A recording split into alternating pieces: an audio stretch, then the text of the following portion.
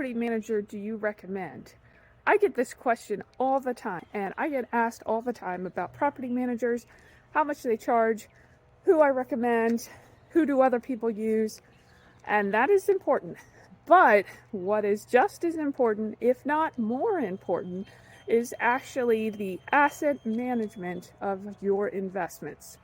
So I'm out here at a multifamily property, and this is a classic example. Multifamily properties, really important that you have quality property management in place.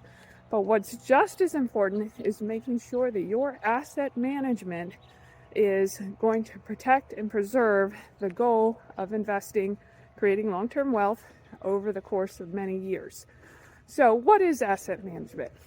3 key criterias to keep in mind for you to discuss with your asset manager, or if you're doing it yourself, make sure you're covering.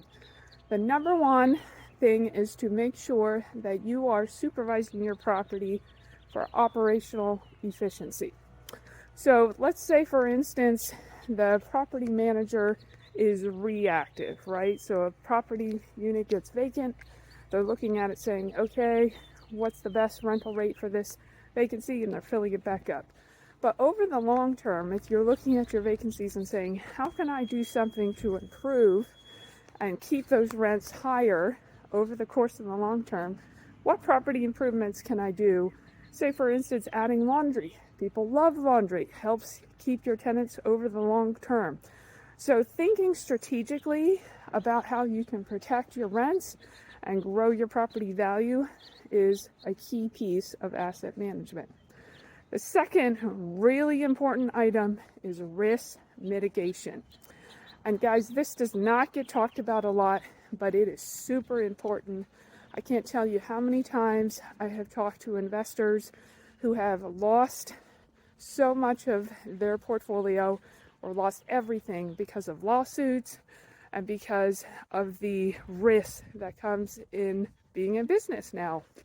So making sure that you are proactively addressing anything that could be a safety concern in your property, so that you're getting in front of any issues that could be fires, slips and falls, tenant issues. That's really important. But just as important is making sure that you have adequate insurance coverage from a good and reputable insurance company to cover you when those issues do arise. The third thing that you really want to keep in mind is strategic growth of your property. So this can take the form of, let's say that you would have an opportunity to rezone your property.